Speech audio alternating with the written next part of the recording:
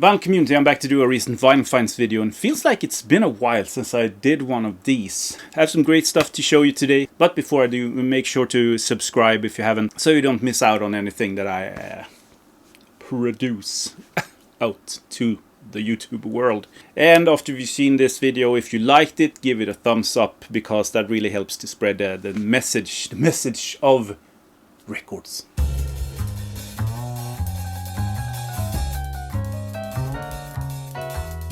I'm actually gonna start with a bang. I mean, I'm holding no prisoners today. This is Walrus, a fantastic. I say that a lot, but a fantastic heavy prog record from 1970 on Deram.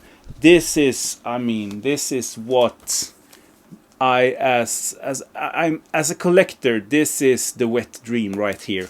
It has everything. It has the cool cover artwork. It has the cool label, and it has the fantastic music. So all in all, maybe not a 10, but a 9.8. The next one is also a great one. This is Osubisa. I think that is how you pronounce it anyway. This is progressive Afrobeat record. Yes, let's label it as that. I don't know. Maybe if you're a fan of Barabbas, but much more progressive, then this is something for you. And what a killer cover artwork. This is our first German press on MG something. Here, MCA, yeah. Great one. And this one, I've actually been on the hunt for this one.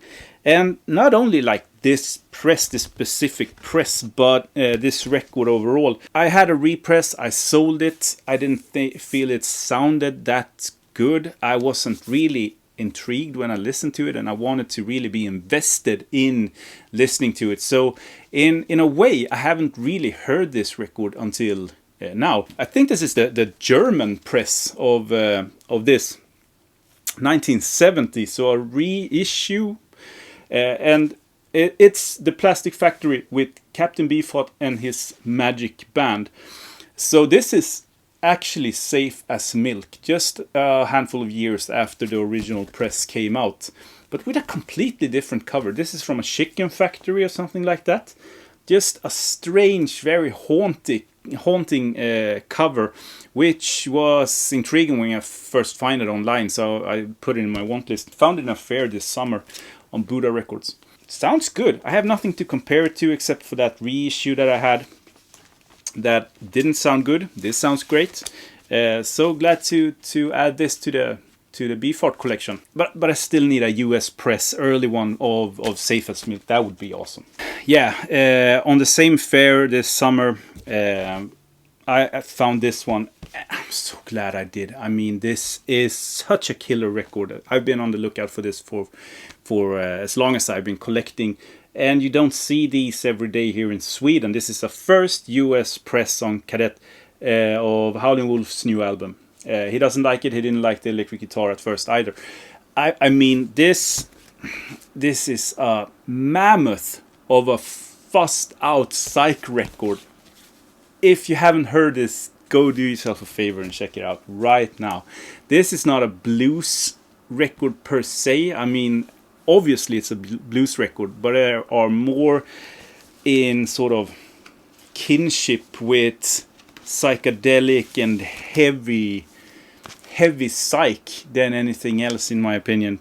It's a wonderful record. It's a piece of history almost. And yeah, so glad to add it. Continuing on the rabbit hole of what is Bruce Cockburn. I think that is how you pronounce it. I have a friend who actually told me how to pronounce it in writing, but yeah, so Cockburn, maybe something like that. I think that this is the second release that he released or recorded. 1970, High Winds, White Sky.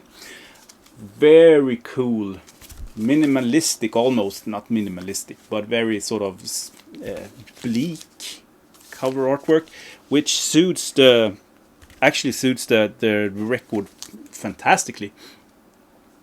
He's a singer-songwriter from Canada, writes the most beautiful texts and accompanied with acoustic guitar and yeah, not much more. I can't remember it as much more anyway. So yeah, I have bought a bunch of his records because you can find these pretty cheaply. This is maybe a 20 euro record, and it's one of the more expensive ones in his catalog, in the early catalog at least. Highly recommended. The best one I've heard thus far. The next one. This is super. This is the White Light, White Heat with Velvet Underground, 1968, and this is a first German press of this one. Yeah, so glad to have this. I had a reissue for years and years, but I found this in the big collection that I bought. So one of the better finds in that one, among many good finds. I still need to get into the Animals. I mean, I there's something with the poppiness of it that doesn't really resonate with me. I mean, I think that this one has House of the Rising Sun, which obviously is an iconic song. They do a great job with that one, but you've heard it like thousands and thousands of times. So I need something more, and I don't think that the Animals records that I have heard gives me that. But they are going into a collection. I'm not going to sell these because I feel like I am missing out on something. So maybe they have to like marinate or something like that for another day. So the next one is a record that I have.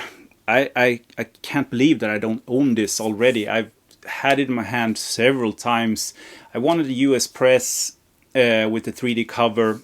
Never happened. Didn't look for this. This was in the collection. Now I have it. It's a magnificent record. And a classic one in heavy blues, heavy psych, heavy rock. Captain Beyond, their first LP from 1972. And as I said, this is the UK cover artwork of this one. I think that the tracking listing and everything else is just like the US one, but the US one is much brighter with a pasted on thing in the middle, I think. So I'm gonna look for that too, but this is definitely going into the collection until then. I shouldn't say 10 when it comes to music, but a strong 8. If you're in the mood for this, it's hard to beat it. I'm not saying this is the last one. I'm not saying that I collect Blue Horizon, but there are so many good records on that label, and I sort of got into a good start with the collection I bought. So I've sort of gathered some more, and every single one of them is this kind of blues that I really like. This is Otis Spann with the biggest thing since Colossus, with the entire sort of Fleetwood Mac backing him up on this one. And it's not the best Peter Green playing that I have ever heard, but it's maybe on the top 3 at least, top 5, top 3. So if you are a Peter Green fan, this is essential in my opinion.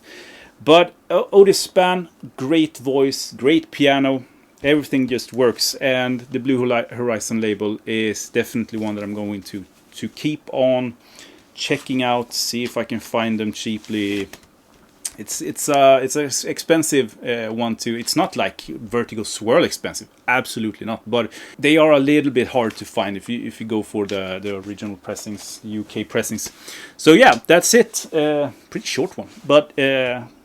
If you have any comments, please leave them, and don't forget to give the thumbs up. You know, if you liked it. And I'll talk to you in my next video. Have a great day.